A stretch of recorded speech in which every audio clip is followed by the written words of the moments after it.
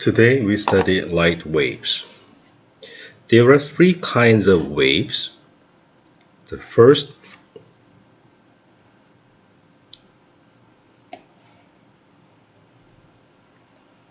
mechanical waves.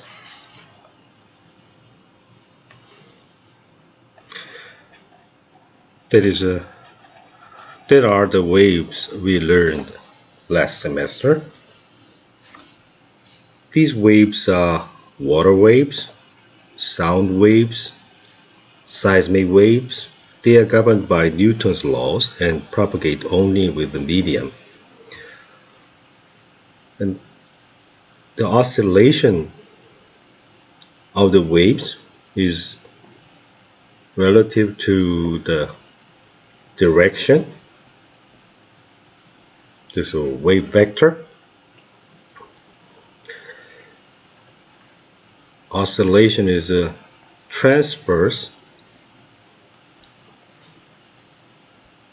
in relative to the direction of propagation. This transverse wave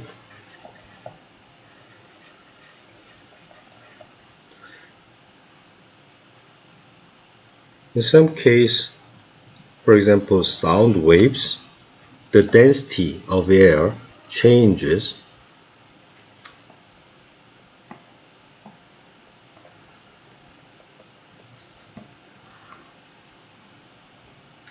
in that case. The oscillation is back and forth along the direction of propagation. This kind of wave is called the longitudinal wave.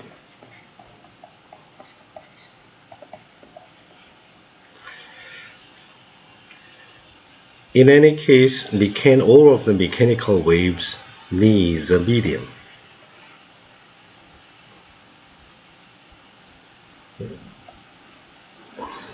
Electromagnetic wave propagates through medium too. However, it is independent of medium.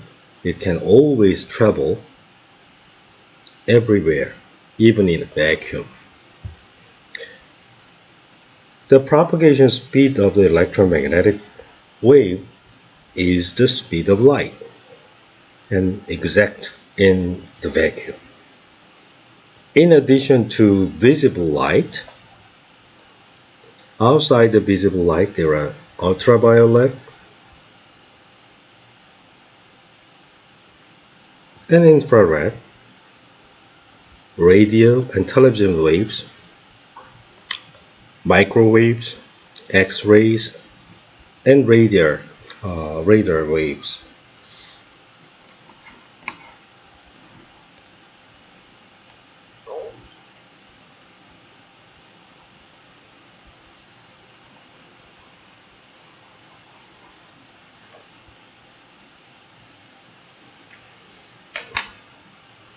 In nature, there is another kind of wave that is called matter waves.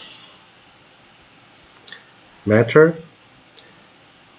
especially the elementary particles such as electrons, protons, and other fundamental particles, they are particle. As always, wave. The wave nature of the particle can be found that there is an interference pattern. That is the characteristics of the wave, and that depends on the wavelength. And wavelength of the matter wave is Planck constant h divided by its momentum.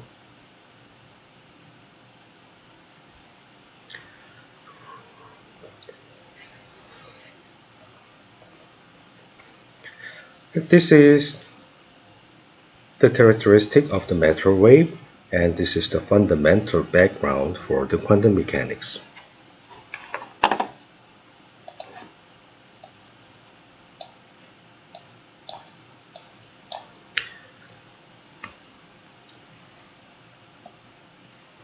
This kind of sinusoidal wave is also a wave that travels into space depending on time. In addition to such a sinusoidal wave, it is also possible to have a pulse. Pulse propagates forward or backward. We consider, as an example, a wave packet, a Gaussian wave packet.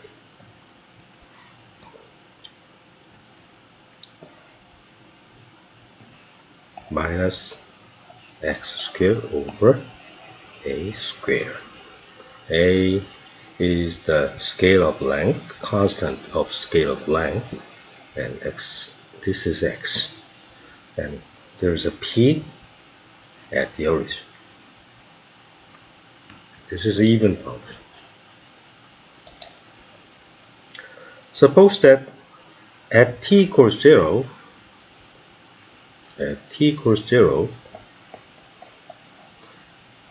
the shape of the wave was something like that.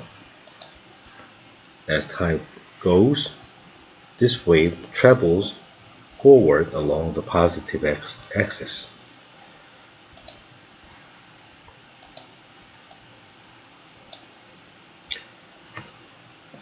Suppose that we have velocity 1 meter per second along the positive x-axis, then the wave travels to the right with the even velocity. At t equals 0, this blue curve represents the wave at t equals 0. We denote the wave function as a function of both time and space.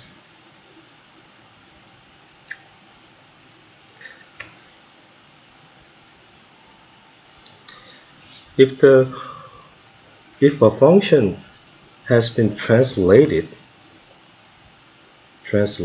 by a to the right,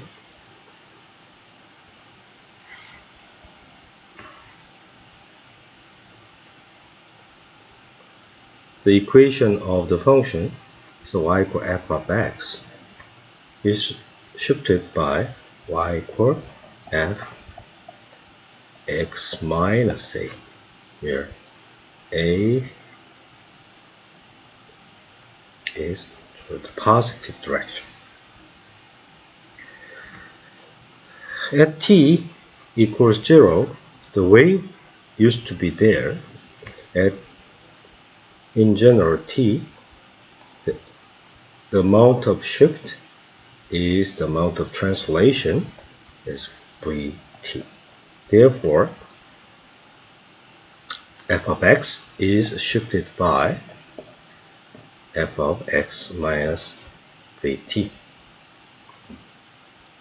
Therefore, the wave function psi tx can be described in such a way: psi at t equals 0, it used to be something like that. Psi at t, it has been translated by vt. Therefore, we have x minus vt squared divided by a squared.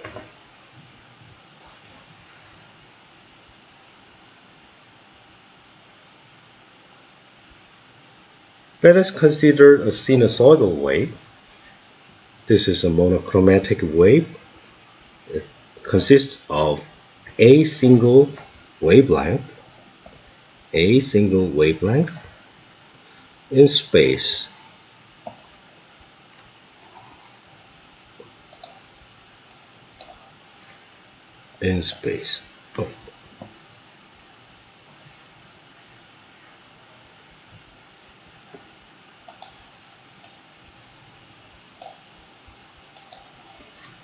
Wavelength.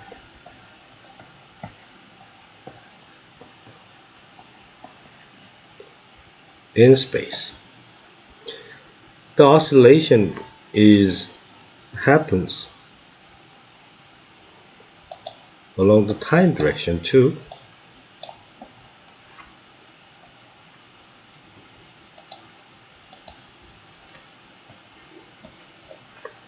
still oscillation along the time direction at given x equals a fixed value.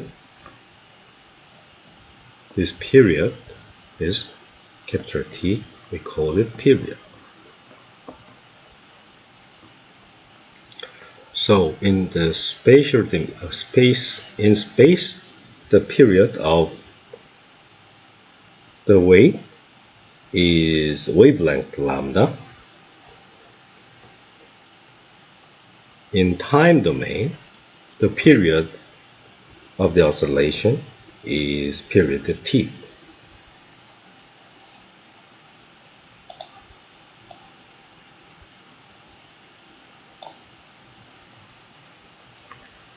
We also define wave number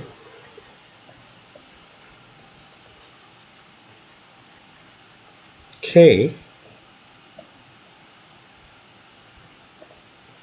that is a phase in units of wavelength.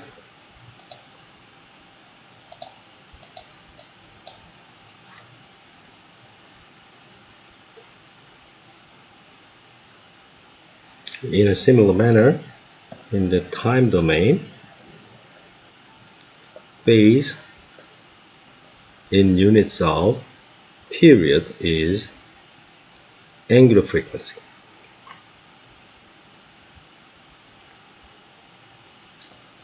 Two pi u, or frequency. So 1 over t is frequency.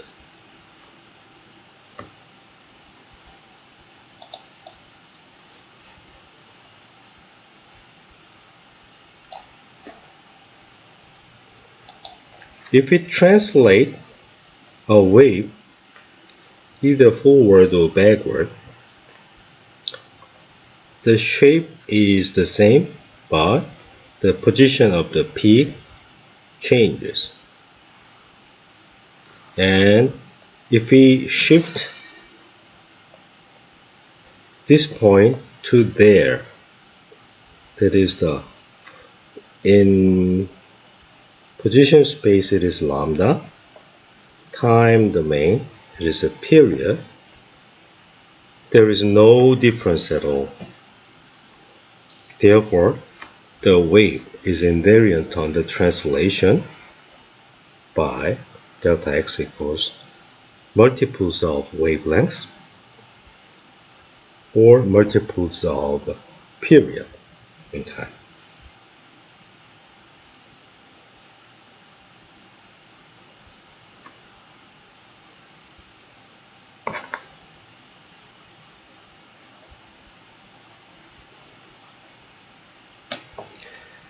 And here we have 2 pi, factor of 2 pi missing.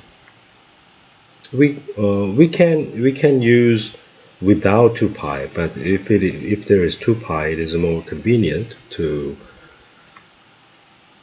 say, because it is 2 pi over lambda, and omega is a 2 pi over period.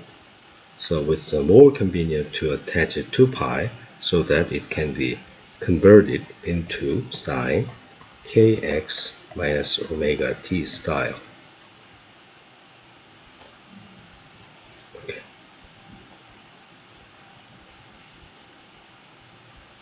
Description of a wave. Consider a sinusoidal wave traveling in positive direction along the x-axis at time t. At time t equals 0, dotted curve. At time t, it has been translated by vt, where v is the speed of propagation of the wave. This is called the wave function.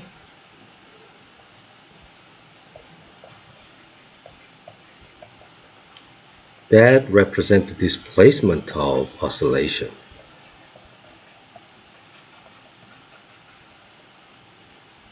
Over a factor in front of the sine sinusoidal function is called this amount from 0 to maximum, or the difference between the minimum point of the oscillation, and the equilibrium point. This is called amplitude.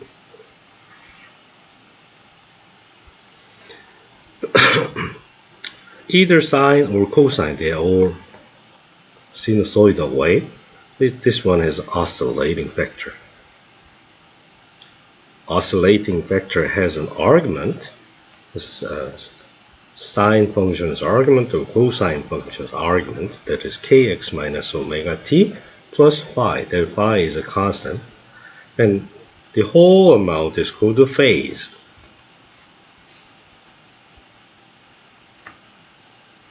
Wave number in the position space, wave number can be computed using wavelength. This is the wavelength. 2 pi over wavelength is the wave number. This position. In time domain,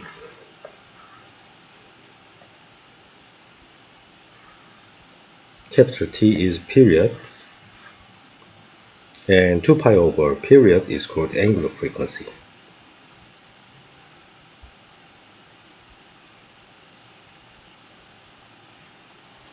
This wave vector k is a wave number multiplied by the unit vector along the direction of propagation.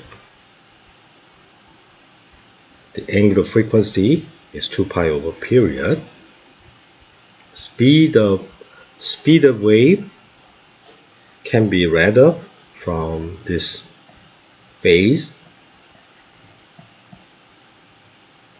Constant is unnecessary to find out the speed. Is constant. Phase is constant. K and omega are fixed, then delta x minus omega delta t equals, because constant, so delta x over delta t, that is the velocity of the wave.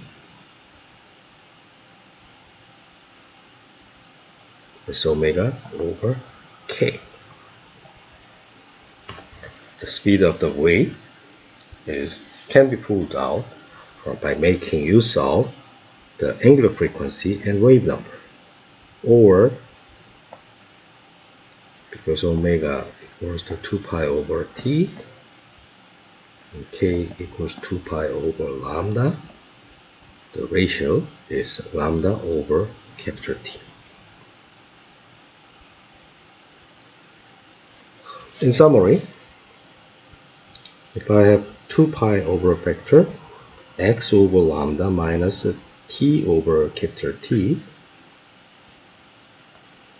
this 2 pi over lambda equals wave number, and 2 pi over period is the angular frequency.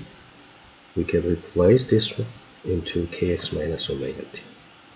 If we pull this k out, vector this k out, it becomes x minus omega over kt. And this is because omega over k is the speed of wave. Sine k, x minus vt plus phi is another kind of form. So in general, this is a wave traveling with the speed, velocity v along the x-axis, and especially for the sinusoidal function, it is a sine k, x minus vt plus constant, phase constant, phi. This constant is called phase constant.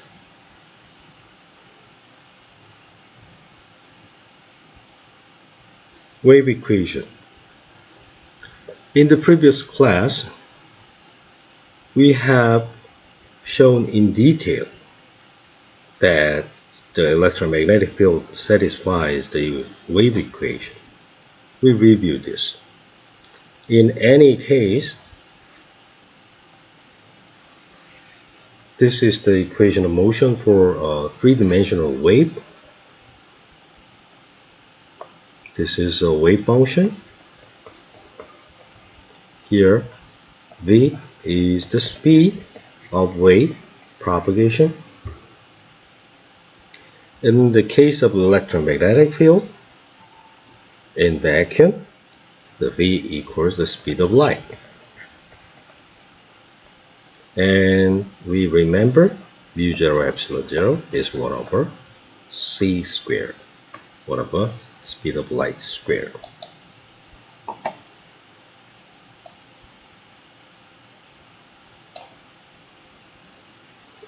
Here, this operator del square is called Laplacian. That is the sum of second order derivatives over the space.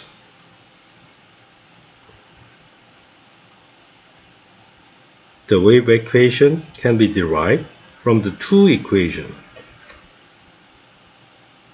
That is Faraday's law, and this is Maxwell's law. They are almost the same except for the negative sign for the Faraday's law and Maxwell's law. Maxwell's law is the generalization of Faraday's law as well as the generalization of Ampere's law. However, if we consider the free space, there's no charge distribution and no current. Hence, we neglect this. This is due to the displacement current.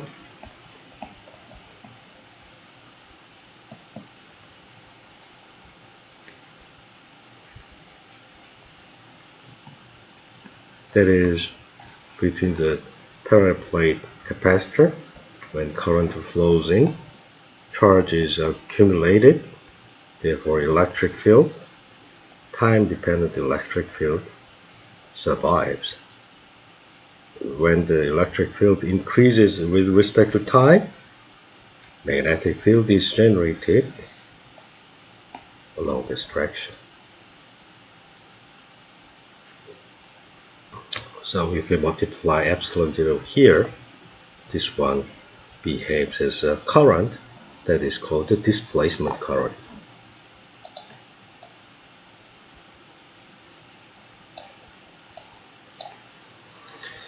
So if we take the core of the Faraday's law and apply the back cap rule, and then apply the fact that Gauss' law in free space, charge density is vanishing, then the left-hand side is simplified as minus Laplacian's electric field. The right-hand side, because it is a curl B can be replaced by making use of Maxwell's law. That becomes a second order derivative with respect to of electric field with respect to time. And this is minus Laplacian's electric field, that is del squared minus mu 0 epsilon 0, second order time derivative, electric field equals 0 for all three components. In a similar manner, we can take the curl of the Maxwell's law to find this, and then apply the same method to back cap rule, and then substituting divergence B equals 0, magnetic non-existence of the magnetic dipole, we simplify the left-hand side to be this. And right-hand side, curl of E can be replaced with this formula for the Faraday's law to find this relation that is identical to the equation for the electric field. In summary, every component means E1, E1 plus E2, E2 plus E3, E3. Every component of the electric field satisfies the equation of motion. But we have found that if the electromagnetic field is propagating along a certain direction, the electric field vector and magnetic field vector are orthogonal to the direction of propagation. There are only two directions, that each direction satisfies the equation of motion for the wave.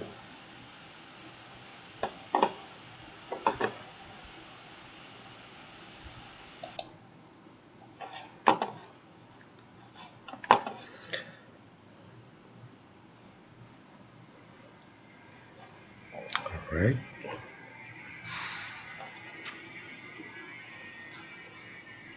And we record that magnitude of CB and magnitude of electric field are the same. And these three axes, E, B, and hat, that is the propagation direction, is something like x-axis, y-axis, and z-axis.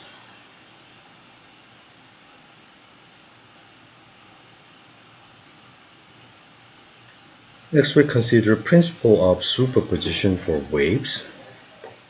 If waves are interfering each other, then we call this a resultant wave.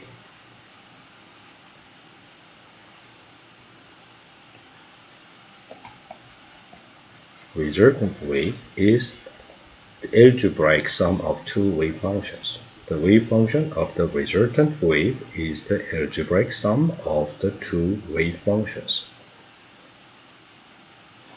So it is called resultant wave or net wave. Suppose that we have two waves of equal wave number in the same medium. The velocity should be the same. So k and omega are the same respectively. And we consider the case there is a phase difference.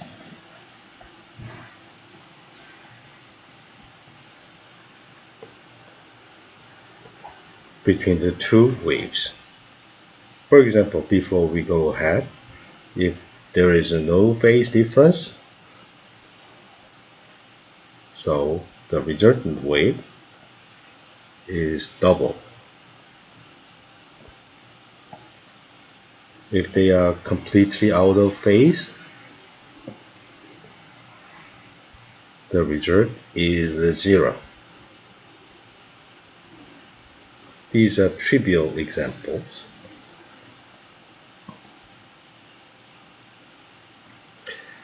Let us consider the case there is a phase difference. We said kx minus omega t is alpha, kx minus omega t plus phi equals beta. Two signs can be decomposed into, because alpha equals alpha plus beta, 1/2 alpha minus beta, and beta is 1/2 alpha plus beta, 1/2 alpha minus beta. That's the difference. And sine sine A plus B, the sine, cosine, cosine, sine. Sine A minus B, sine, cosine, cosine, sine, with negative sign, with positive sign. Therefore, if we sum these two expressions, then the second term cancel, the first term is doubled. The sine alpha plus beta equals sine 1/2 alpha plus beta, cosine 1/2 alpha minus beta. We can substitute this alpha and beta explicit value in here. Alpha plus beta, their average, that is kx minus omega t, 1/2 of phi, and cosine, their difference is phi, so 1/2 phase difference phi. As a result, the resultant wave psi is 2 times amplitude, and cosine half of phase difference and the psi. We remember psi 1 is proportional to sine kx minus omega t, and psi 2 was a sine kx minus omega t plus phi. The phase difference was a phi. The resultant wave is in between. The phase constant is 1/2 of the net phase difference. The resultant wave has oscillating factor. This is the oscillating factor. So K, omega, invariant. And phi, this is average. Phi, the first one has a phi 0, and this is phi, so average is to 1/2 of phi. And then amplitude is modified. It used to be A, but it's double the amplitude, but there's additional factor, cosine 1/2 of phase difference. If phi equals 0, then cosine half of phi equals 1. So the amplitude is doubled. We say they are in phase. The fully constructed interference, A becomes 2A. When phi equals pi, cosine half of pi equals 0. So it is exactly out of phase, and fully destructive interference, A becomes 0.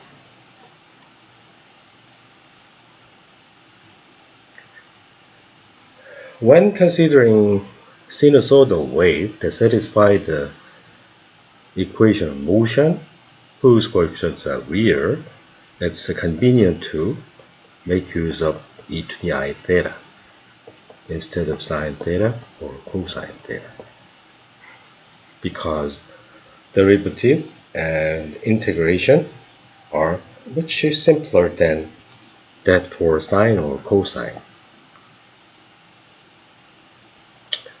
We recall the exponential function's definition. The nth derivative of exponential function is itself, and the differential coefficient is 1 at x equals 0. Thus the Taylor series expansion of exponential function is quite simple. Phasor is a complex number e to the I theta, so it is omega t is a phase that is rotating on a unit circle on a complex plane, I of I. It's a real component, that is cosine omega t, and its imaginary part is sine omega t. So after evaluating something you want to compute in terms of a phasor, at the end of the day, you might want to choose the projectile, the real part, or imaginary part.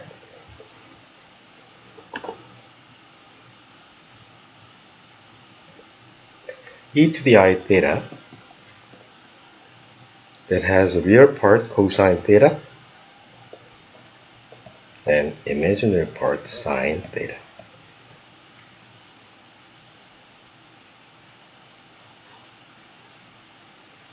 Taylor series expansion can also be applied. The nth order derivative e to the I in example, nth order derivative is a to the nth power.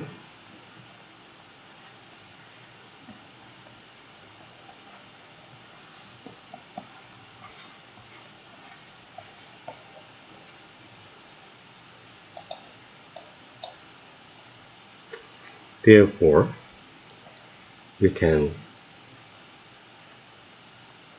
substitute this in this Taylor series expansion. And in even case, even and these summation can be separated into two pieces when k equals 2 to n, and k equals to n plus 1. This one gives a cosine and this one gives a sine with the additional vector I.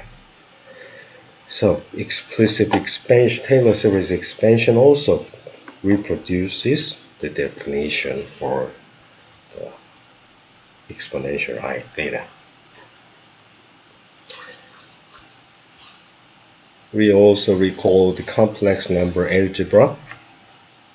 There are two complex numbers, xi's and yi's are real numbers. These are real part,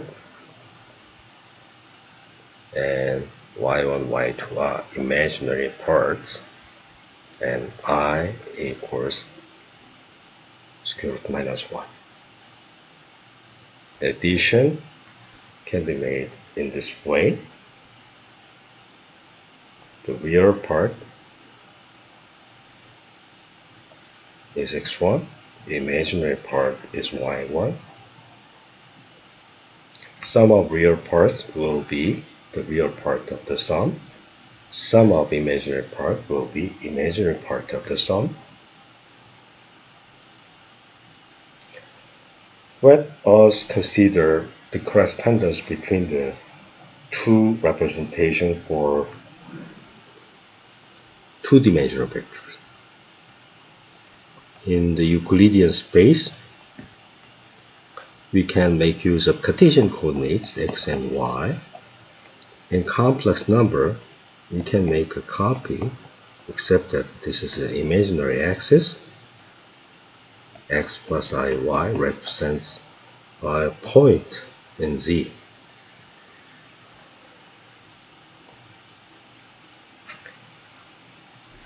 Polar coordinate can be used in the Euclidean space. Theta, so arc tangent y over x,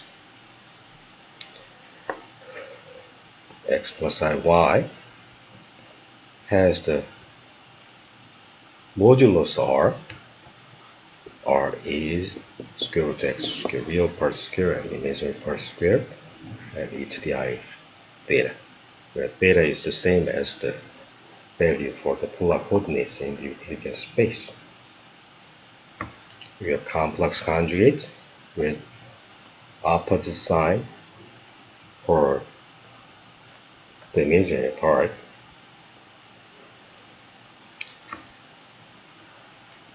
Sum of two complex conjugate number gives a real part. and difference of the complex conjugate numbers gives 2i times the imaginary part. If we use e to the I theta style, equals to 2 cosine theta. Hence, 1/2 of this is cosine theta.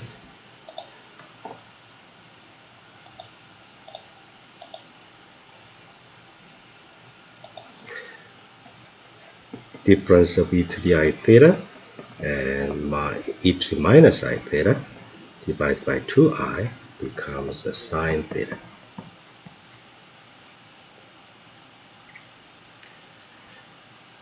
Complex number addition, we can add the complex numbers. When we add two numbers and square, depends on the angle that is the difference between the two arguments in complex space. Therefore, the Euclidean vector squared is the same as the modulus squared of the sum of the two corresponding complex numbers.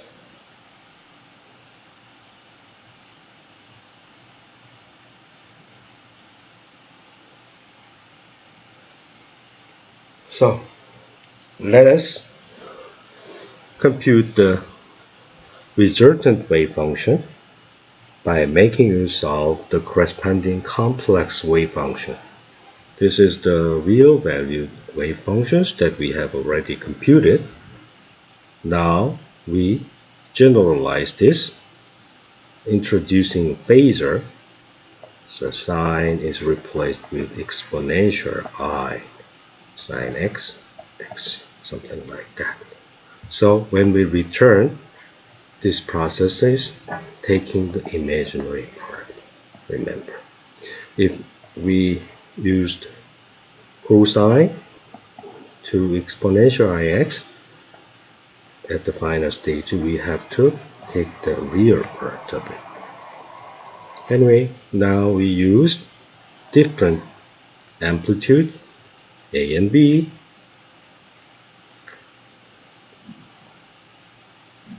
Psi and psi2 are imaginary parts of the complex number, complex wave functions. And resultant wave function is the sum, imaginary part of the sum. First, we compute the algebraic sum of the imaginary wave functions. They are given in here. If we add these two, exponential is factored out. Exponential e to the kx minus omega t is common factor. We factor out. And now we expand e to the I phi into cosine phi plus I sine phi.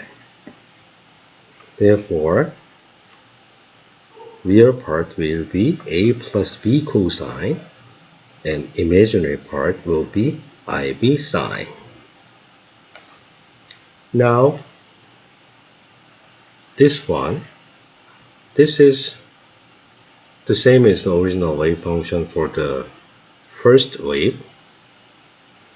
This is a complex number. We can vector this out into complex real value, that is amplitude with arguments, multiplied by e to the I something. In general, that this phase constant does not have to be the same as phi. Once it's determined, this one is combined into the exponential, and the phase difference is computed very simply. The magnitude of C can be computed real part squared plus imaginary part squared. Real part squared, a plus b cosine phi squared. So imaginary part squared, sine b squared sine squared phi. A squared and square, so cosine sine squared b squared plus 2ab cosine phi. This is the absolute value. And how can I compute the phase? This phase is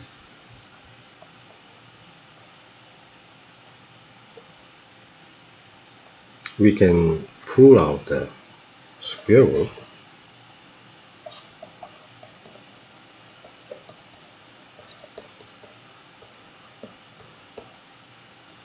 Then middle part, imaginary part. Square root this guy. A plus b cosine phi. This is sine phi. And we remember this square plus this square equals 1.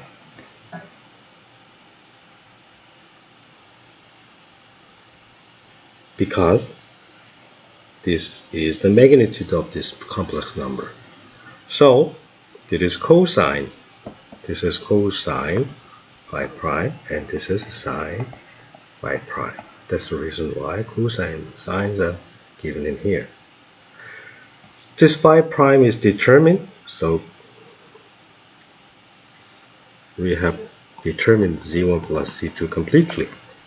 And resultant wave can be obtained by taking the imaginary part, that is a sine.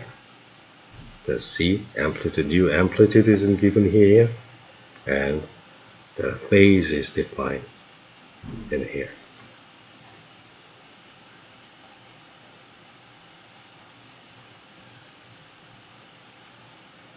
Next we consider Huygens Principle.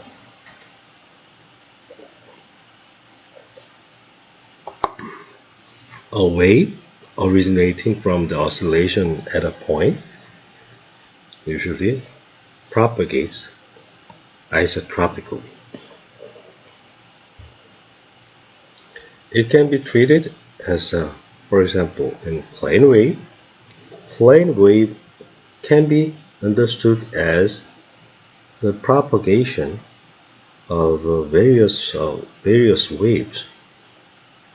The wave coming from this point, wave coming from this point, wave coming from this point, everywhere. Because of the translational symmetry, there's no difference. So if we add everything all together, the wave propagates. This is a wavefront. Wavefront means the same point is equal phase.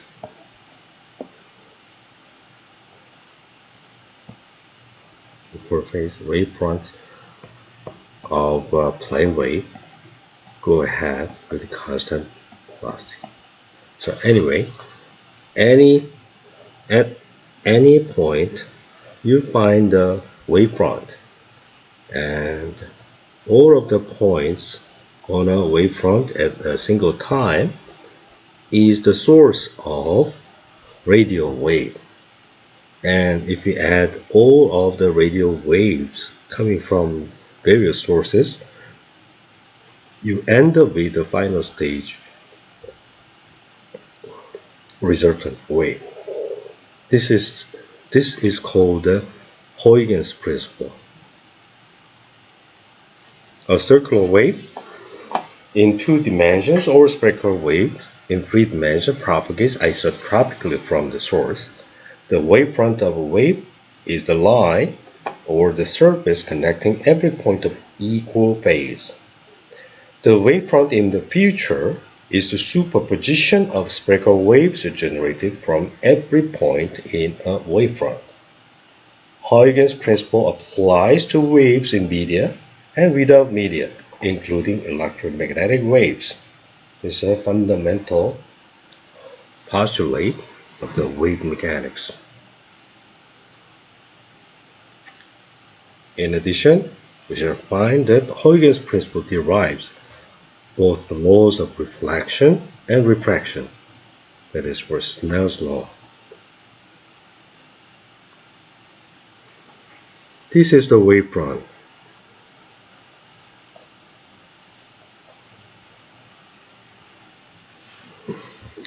we have two medium, N1, the light wave, N1 and N2. The distance between the two nearest wavefronts is called wavelength. We put a subscript 1 and 2 to identify the medium. We have velocity v1, and after entering into another medium, it changes the direction of propagation, that is v2.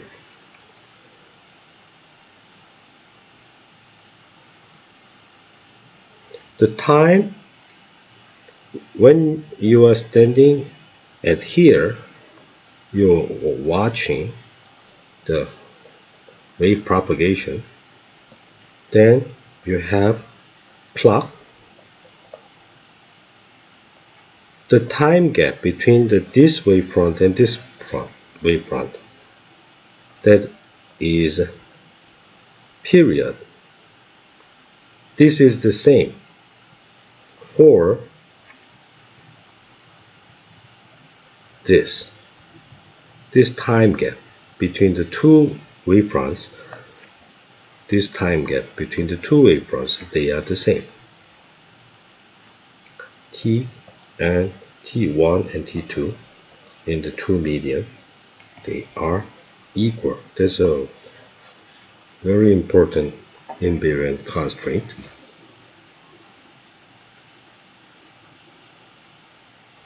And velocity is wavelength divided by period for each medium, and period invariant. They are identical to each other.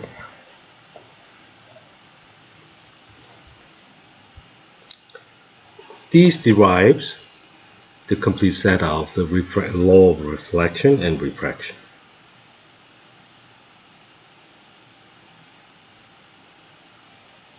And here we have a triangle.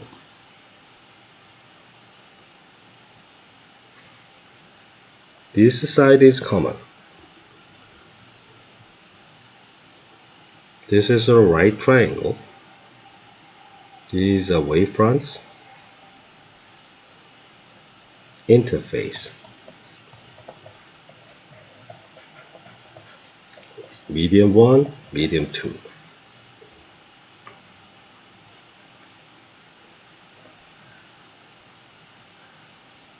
This is a right angle. You have a normal, and this is the angle of incidence. This is a right angle, therefore this is the theta 1. And there is the angle theta 2, that is angle of refraction.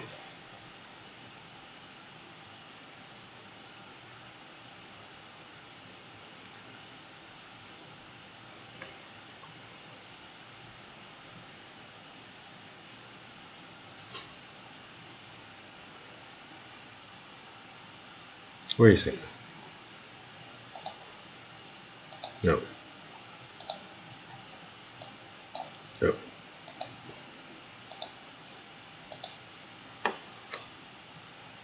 This is common.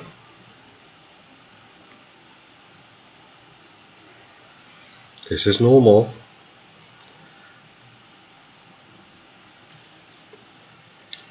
Wave propagates. This is a wave front. And this is wave front. Normal direction.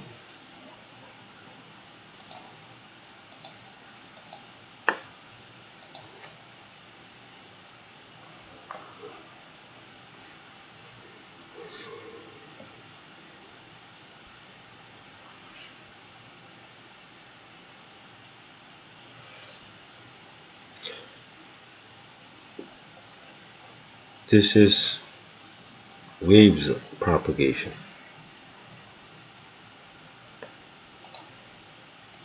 Let me a little bit exaggerate.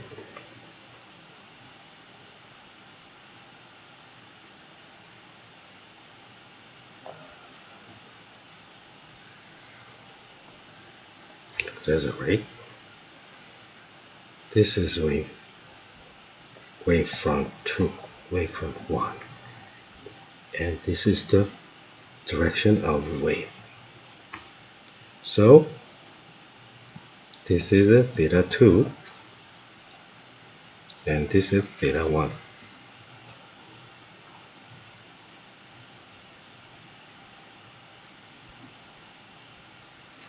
And this is a right angle.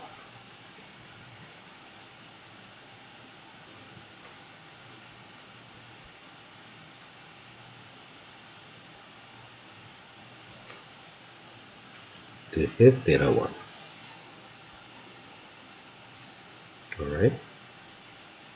So this is theta 1.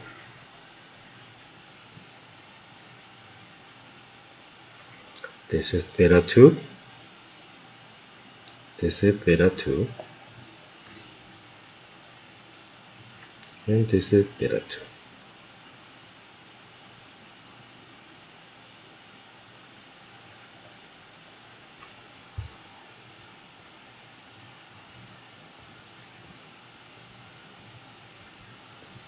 And this is a common. And we have wavelength lambda 1. And we have wavelength lambda 2.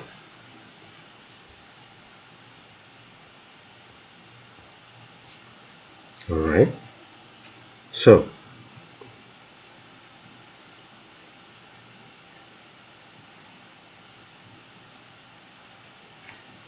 lambda 1, let me call this common d sine theta 1, and lambda 2 d lambda 2, this is lambda 2 d sine theta 2.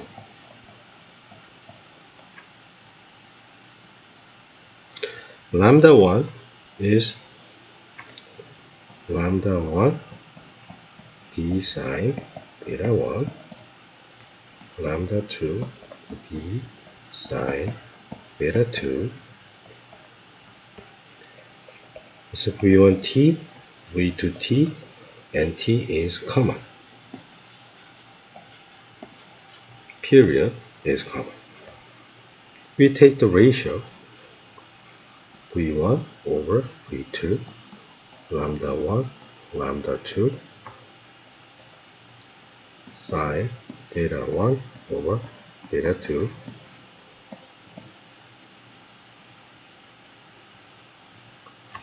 And in the case of speed of light, velocity is speed of light divided by n1, speed of light divided by n2.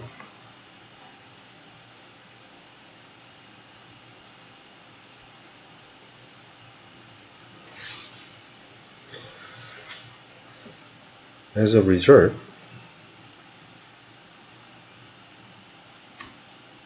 lambda 1 and sine theta 1, they are proportional to each other. Lambda 2, sine theta 2 are proportional to each other. Lambda, sine, speed, lambda, sine, speed are all proportional, except that index of reflection is upside down.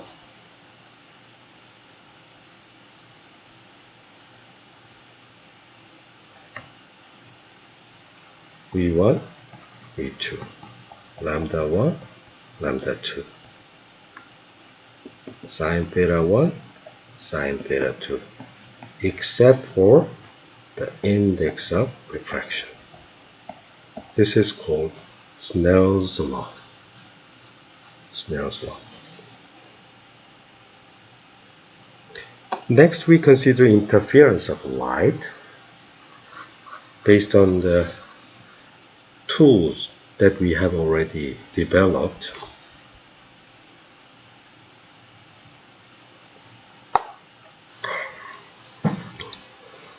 First, we consider two electric fields.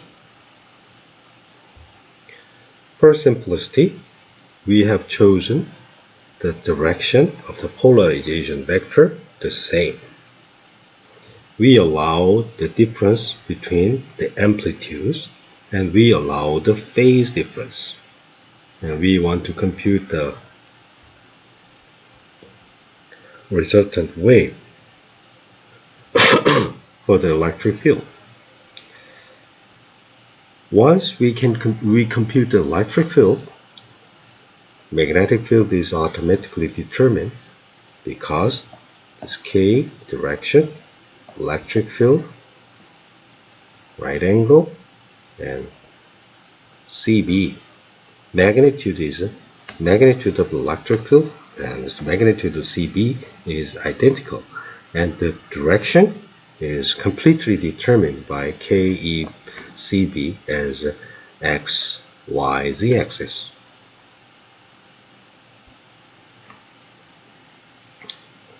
For simplicity, we introduce a phasor, and phasor simplifies the calculation exponential. The only difference is the phase difference between the two waves. Because we are initially considering sine waves, we have sine waves. After calculation, we take the imaginary part.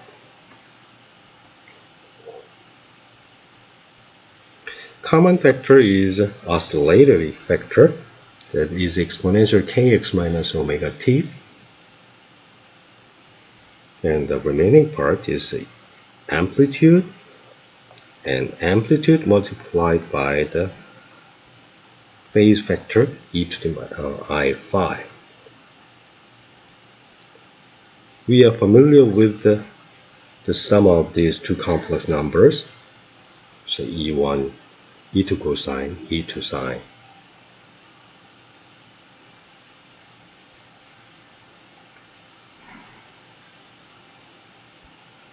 The magnitude of this, the modulus of this complex number was computed that way. The phase was this, where E is this number.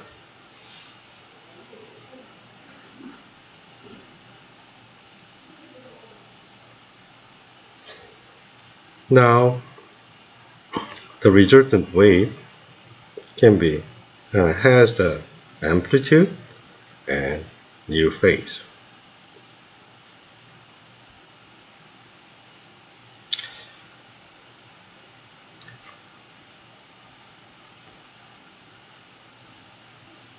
This amount can be expressed in either or this. They are identical to each other. The only difference is whether we use a positive sign or negative sign. This one is convenient near phi equals 0 because this one vanishes. Cosine phi reaches 1 as phi approaches 0. So at phi equals 0, amplitude, resultant amplitude is sum. And at phi equals 0, and two amplitudes are the same, then it's 2 times E1 if E1 equals E2. In the opposite case, if they are completely out of phase, then cosine phi reaches minus 1 as phi reaches pi. Then it becomes the absolute value of the difference. When the two amplitudes are the same, complete destructive interference gives exact zero amplitude. These are the examples. I have two. Here, lambda is said to be 1.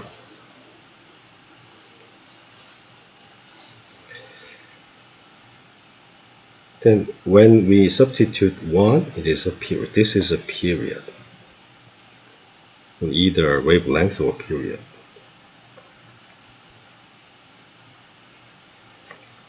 We change this delta from 0, it is doubled. Change, they decrease, and when it reach 1/2, 2 pi, that means phi is exactly pi, they disappears. So it's completely destructive. Interference is completely constructive interference.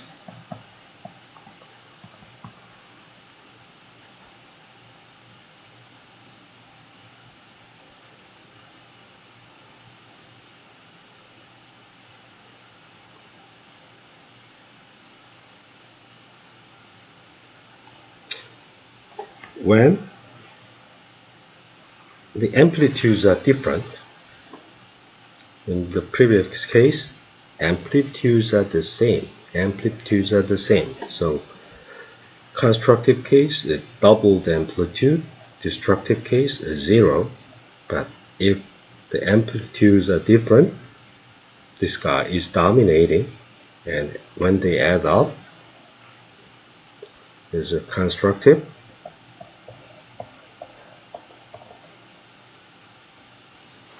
Amplitude becomes a 3, but when they are completely out of phase, only a small part of the wave cancels, but remaining part still remaining contribution survives.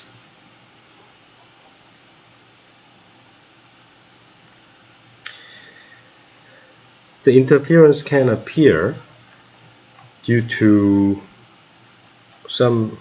there should be some reason for the phase difference, and we discussed the reason for the phase difference.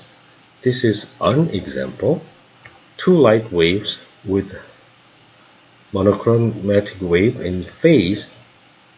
These are wavefronts. In phase, light travels, but two light waves are separated so that they travel along different media. We remember lambda 1, lambda 2, V1, erase. The ratio of lambda 2, lambda 1, V2, V1. There is no angle. The incident and refraction angle is always 90 degrees.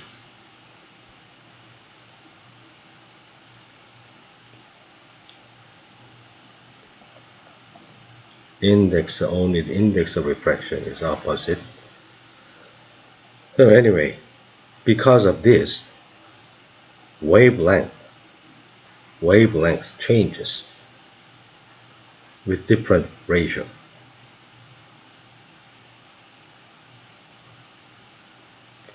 Because of that, when they reach this point, they have phase difference delta.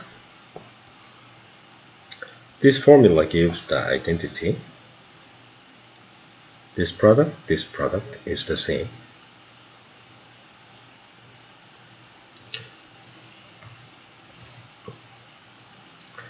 The phase difference can be used to find out the interference. These are the interference pattern. Resultant wave have some different shape in comparison with the original wave. The path length difference can also generate the phase difference. So a wave travels, this is the phase. For the path length, we have kx minus kx. If you consider kx equals to 2 pi x over lambda. So if it travels different length with the same wavelength, then it results in a difference in the path length, path length difference. This difference will give phase difference. Anyway, destructive interference is based on pi plus 2n pi. Constructive interference is 2n pi. It's the same or 2n pi. This is a phase difference.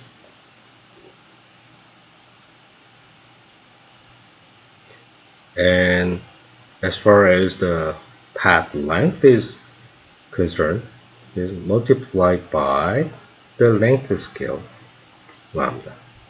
That is, lambda is for 2 pi, so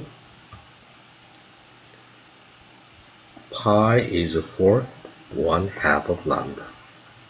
So this one is replaced with 1/2 lambda plus n lambda. And this one is replaced with n times lambda. Okay?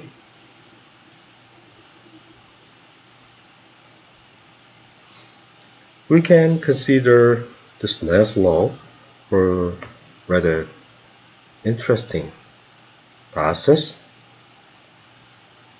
A bead is sliding down. A bead is sliding down a track under constant gravity. We allow the artificial refraction by bending this track. Anyway, this height determines the time, height and width, L. We neglect the frictional force. The height and width determines the time of this travel from this point to there. By bending this track and then varying the point of bend, we computed the total time of travel for this bead sliding from top to bottom. We shall find, because it is a accelerating motion, one might expect that we could not apply the Snell's law, but if you take the average speed in this and this part, you will find a very similar formula appears that is very similar to the Snell's law. Alright, so today we have studied the interference of light waves. That's it for today.